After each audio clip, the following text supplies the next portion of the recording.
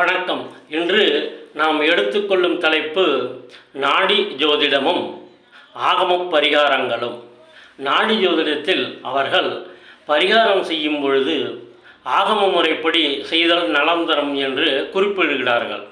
அதனை இப்பொழுது பார்ப்போம். சுகர் முனிவர் அவர்கள் புத்தகத்தில் இதனை அழகாக எடுத்துரைக்கின்றார்.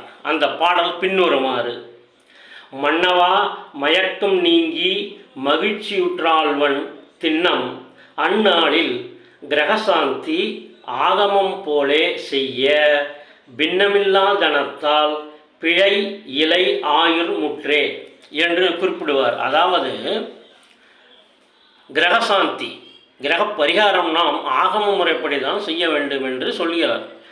புத்தகங்கள் இருக்கின்றது. அதாவது எந்தெந்த திசையில், எந்தெந்த புத்தியில், எந்த அந்தரத்தில் பரிகாரம் ஆகம முறைப்படி செய்யலாம் என்று சிலது மிக எளிமையாக இருக்கும். தாமரைப்பூ இப்படி சாணத்தால் மெழுகி விட்டு அப்படி அரிசி இப்படி சொல்லுவார்கள், அரிசி நெல் இப்படின்னு மரக்கால் கணக்கு அப்படி என்று இருக்கும். மிக எளிதாக இருக்கும். அது புத்தகம் இருக்கின்றது. நீங்கள் ஆன்மீக புத்தகம் லைன் அங்கே போனீங்கன்னா அதில் நீங்கள் பெற்றுக்கொள்ளலாம்.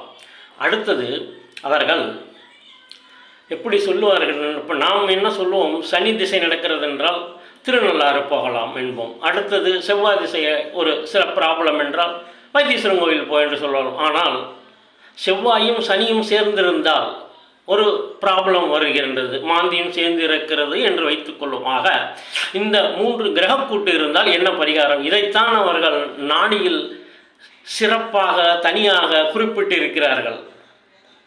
அதாவது கூட்டு கிரக தோஷம் இருந்தால் அவற்றை எப்படி நாம் கையாள வேண்டும் பரிகாரத்தை என்பதை அவர்கள் குறிப்பிட்டிருப்பார்கள். இது வெளியில் எந்த புக்கிலும் இருக்காது. அது நாடி ஓலையில் மட்டுமே உள்ளது. அந்த பரிகாரம் செய்து 100% பலனை அடைந்தவர்கள் நிறைய பேர் இருக்கிறார்கள். எனக்கு எப்படின்னா, இவர்கள் இங்கு வருவார்கள். நாடி அப்பொழுதெல்லாம் 1982 25 ரூபாய் தான் நாடி ஜோதிடம்.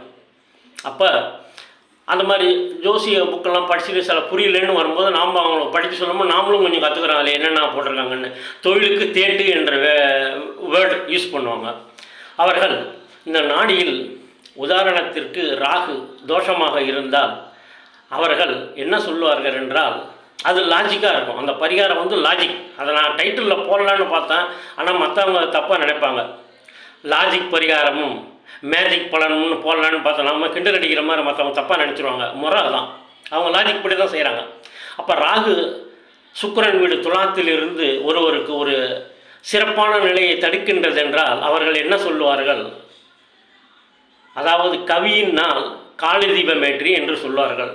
நாம் பொதுவாக எலுமிச்சம்பழத்தில் ராகு காலத்தில் தான் ஏற்றுகிறோம் சில பரிகாரங்களுக்கு. ஆனால் அவர்கள் சுக்கிரன் வீட்டில் ராகு இருந்தால் என்ன, அப்படி அவர்கள் எண்ணி கரெக்டாக சொல்வார்கள்.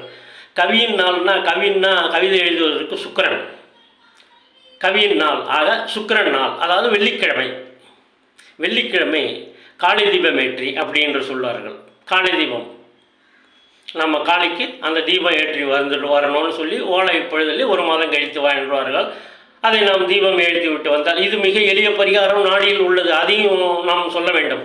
அவர் ஜாதகத்தில் அது எளிய பரிகாரம். கவியினால் காளி தீபம் ஏற்றி, அவ்வளோதான், முடிந்து விட்டது. ராகுவிற்கு தோஷம். அதே நேரம் கடவுள் அதி தேவதையாக காளி இருக்கின்றது. அவர் மக நட்சத்திரத்தில் பிறந்தால் அதுக்கும் கடவுள் காளி. ஆக நாம் அதை செய்து வர சில நல்லதை அவர் அடைந்திருக்கிறார். இதே போல்தான் அவர்கள் கூறுவார்கள். நாம் முன்பு சொன்ன மாதிரி சனியும் செவ்வாயும் இருந்தால், கூட்டு கிரக தோஷம் இருந்தால் ராமநாத சுவாமி ஆலயம் என்பார்கள். அது ஜேஷ்டாதேவியுடன் இருப்பது. அந்த மாதிரி நீங்கள் அந்த நாடி நிறைய புத்தகம் நிறைய பேர் எழுதியிருக்கிறார்கள். அவர்கள் என்ன சொல்லுவார்கள் என்றால், நாடி ஜோதிடத்தில் பரிகாரம் மெயினாக கான்சன்ட்ரேட் பண்ணுவார்கள் என்று. அதுதான் அதன் ஸ்பெஷாலிட்டியே. மற்ற பலன் படிக்கல, அதை பற்றி நாம் கவலைப்பட வேண்டியதில்லை. ஆக பரிகாரம் செய்தால் அது நிவர்த்தி ஆகிவிடுகின்றது. இன்டர்பிரேட் பண்ணும்போது சில சிக்கல் வரத்தான் செய்யும். நாம் ஒவ்வொருத்தரும் ஒவ்வொரு மாதிரி யூகம் பண்ணுவார்கள். அப்போ அந்த வேறுபாடு, பலனில் வேறுபாடு மாறுபடும். ஆக ஒவ்வொருத்தர் ஒரு புத்தகத்தை படித்தது இது நீங்கள் நிறையா படித்து நிறையா இன்டர்பிரேட் கற்றுக்கிட்டிங்கன்னா லாங்குவேஜ் இன்டர்பிரேட் மாதிரி சார்ட் இன்டர்பிரேட் பண்ணுறது ஒரு பெரிய தனி அற்புதமான கலை அது. அதை நீங்கள் கைதெறிந்து விட்டால் நல்லது, உங்களுக்கு மிகவும் எளிதாக இருக்கும். ப்ராக்டிஸ், எல்லாமே ப்ராக்டிஸ் தான், வேறு ஒன்றும் பிறக்கும் போதே யாரும் கவச குண்டலத்திலும் பிறப்பதில்லை கர்ணனை போல். நாமளும் அந்த மாதிரி பயிற்சி செய்தால் நிச்சயம் நம்மளாலும் அந்த ஒரு இதை அந்த குறிக்கோளை அடைய முடியும். இப்படித்தான் இதை இன்டர்பிரேட் பண்ணணும், அது நாம் எழுதி வைத்து கொள்ளணும். ஆக இந்த பரிகாரம் இன்னொன்று, குரு நமது ராசி சார்ட்டில் 11 வரும் பொழுது செய்யும் பரிகாரம் 100% பலன் தரும் என்று ஜோதிட வல்லுநர்கள் கருத்து. அதனால தான் இவர் எழுதியிருக்கிறார், மன்னவன் மகிழ்ச்சி விட்டுற ஆழ்வான் தின்னம்னு. அதாவது நாம் சந்தோஷமாக இருக்கும் பொழுது தான் பரிகாரமே செய்ய வேண்டும். ஏனென்றால் ஃப்யூச்சரில் சில தடங்கள் வரலாம். அது பொருட்டு அதை தடுக்கும் பொருட்டு முன்னெச்சரிக்கையாக செய்வது. இன்னொன்று கிரேக்க ஜோதிடத்தில் சொல்லுவார்கள், அவர்கள் ஸ்டார் என்று தான் சொல்வார்கள், சூப்பர், அதாவது ஜூபிட்டர் ஸ்டார் என்று தான் குறிப்பிடுவார்கள். ஆக இந்த குரு அவர் சொல்லுவார் ரிஜாய்ஸ் அப்படின்வாங்க, அவங்க யூஸ் பண்ணுவாங்க. அதாவது ரொம்ப ஜாலியாக இருக்காராம் குரு, அதை அவர்கள் உச்சம் என்று சொல்வார்கள். அதாவது கடகத்தில் rejoice, Jupiter rejoice in cancer அப்படின்னு கடகத்தில் ரொம்ப சந்தோஷமாக இருக்கும். அப்போ சந்தோஷமாக இருக்கும்போது தான் ஒன்று நாம் செய்ய வேண்டும் அந்த பரிகாரங்களை. அடுத்தது அவர்கள் டிப்ரெஷன் என்பார்கள் கிரீக் ஜோதிடத்தில். டிப்ரெஷன்னா நீக்கம் மகரத்தில். ஆக இந்த மாதிரி உச்சமாக எப்போதும் உச்சம் எப்படி வரும்னு நீங்கள் கேட்கலாம். எப்படி நாம் நவாம்சத்தில் கணக்கெடுக்கிறோமோ அந்த மாதிரி ஒவ்வொரு ராசி வரும்போது ஏதாவது ஒரு காலகட்டத்தில் நவாம்சத்தில் உச்சமாக வந்தே தீரணும். அது அந்த ராசி கட்டத்தை பொறுத்து அப்போது செய்து கொள்ளலாம், ஒன்றும் தவறில்லை. நன்றி, வணக்கம்.